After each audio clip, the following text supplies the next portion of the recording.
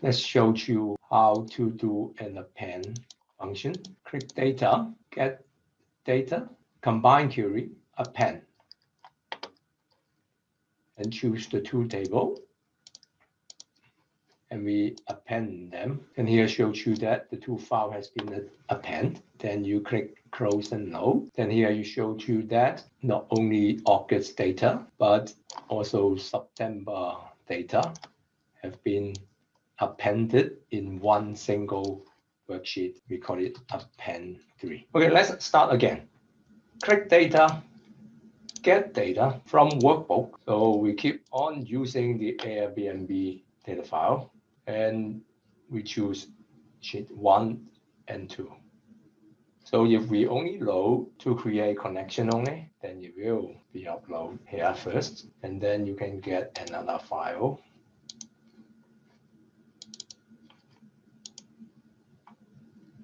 And this time sheet number 2 also load to connection only, but without uploading the whole table. We put in this temporary area, sheet 1 and 2, and we would like to combine them together. So we click get data, combine query, merge, sheet 1 and sheet 2 to merge. And here you can choose either the all rows from both or only matching rows. So let's merge all rows from both, even if their property ID are not the same, so that we can know how do they perform. And then we have to choose the key column so that the system know which variables are going to match. Once you click the key column, property ID, then it will show you about how many number of rows have been matched.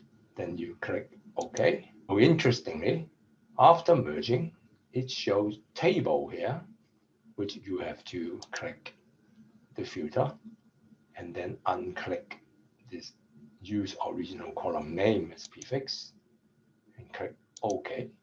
Then you will expand the periods information.